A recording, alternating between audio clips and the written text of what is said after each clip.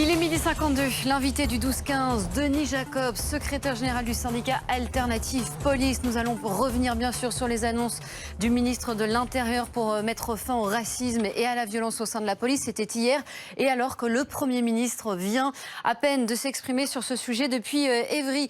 Bonjour Denis Jacob, vous avez donc parlé de dégoût hier après les mots du ministre de l'Intérieur. Est-ce que le Premier ministre vous a un peu rassuré ou du moins apaisé ? Alors, au moment où je vous parle, moi j'ai pris connaissance des déclarations faites dans le cadre de certaines dépêches AFP. Je n'ai pas eu la teneur du discours qui vient de se terminer du Premier ministre. En tous les cas, sur la base de ce qu'a dit Christophe Castaner hier, là où je suis d'accord et où mon organisation syndicale est d'accord avec ce qu'il dit, c'est le racisme n'a pas sa place dans la police nationale et les violences policières non plus, tout en précisant que tout cela ressort de quelques affaires très marginales et que ce n'est pas un racisme systémique qu'il y a dans la police nationale et encore moins des violences policières quotidiennes instaurées, institutionnalisées et qu'on se comporterait de la sorte quotidiennement. Et ça, c'est pas acceptable. Et je peux vous dire au moment où je vous parle que j'ai des remontées nombreuses depuis hier, depuis les annonces du ministre de l'Intérieur de policiers de terrain. Je peux vous dire que dans les services, c'est la colère. Et quand dans le communiqué de presse de ce matin, je parle de révolte policière, les mots sont mesurés parce qu'on n'est pas loin d'une explosion à l'instar de ce qu'on a connu en 2016, peut-être même voire pire. Et donc, tant qu'on ne nous donnera pas les moyens de travailler dans des conditions optimales de sécurité pour assurer cette sécurité que l'on doit à nos concitoyens, eh bien nous appelons très clairement nos collègues à ne gérer que l'urgence et de ne pas se mettre en insécurité pour eux, parce qu'ils ont des familles et qu'on ne va pas aller au charbon sans qu'on nous donne les moyens de travailler dans de bonnes conditions de sécurité. Denis Jacob, Édouard Philippe a remis au goût du jour une expression qu'on n'entend plus beaucoup ces dernières années, c'est l'expression « gardien de la paix ».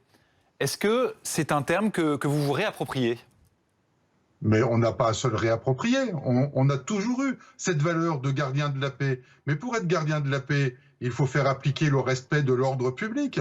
Et le respect de l'ordre public, quand on a à faire face à des fous furieux sur des manifestations violentes, on est obligé d'utiliser la violence légitime que nous confère la loi de la République. Gardien de la paix, c'est assurer l'ordre public. Et quand il faut utiliser la violence légitime, nous l'utilisons. Sauf qu'aujourd'hui, cette violence légitime, nos détracteurs habituels considèrent que ce sont des violences policières et c'est inacceptable. Nos collègues ne veulent plus entendre cela aujourd'hui et attendent de nos pouvoirs politiques, de nos pouvoirs publics, qu'on leur donne les moyens de faire le travail dans de bonnes conditions et que le respect qui leur est dû soit également réinstauré.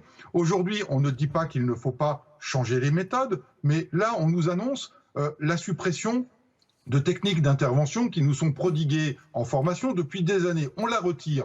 D'accord, elle est reconnue dangereuse dans certains cas. Là aussi, des cas très marginaux. La clé d'étranglement, qui a quand même majoritairement démontré ses preuves en intervention pour maîtriser des individus récalcitrants. On la supprime. D'accord, elle est reconnue dangereuse, ok.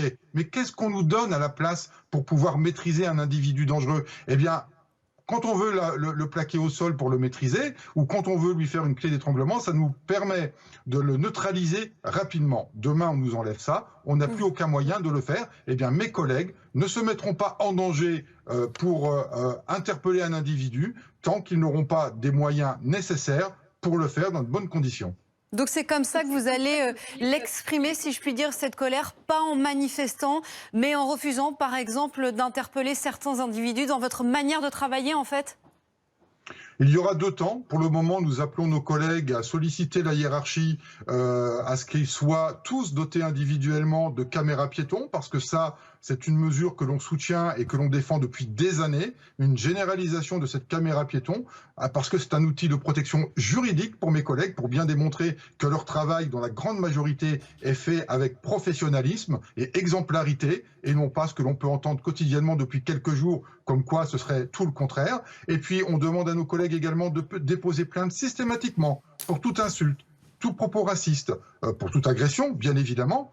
Et puis, oui, effectivement, comme vous le dites, nous leur demandons de ne plus procéder à des interpellations d'individus récalcitrants s'ils n'ont pas les moyens de le faire de manière sécurisée, c'est-à-dire avec la protection juridique, parce que si demain il se passe quelque chose, eh bien on leur dira vous avez utilisé une technique qui n'est plus autorisée par le ministre de l'Intérieur. Donc, comme on n'a plus de technique pour neutraliser les individus, eh bien nous ne les neutraliserons plus. Merci Denis Jacob, merci pour votre réaction sur l'antenne de BFM TV.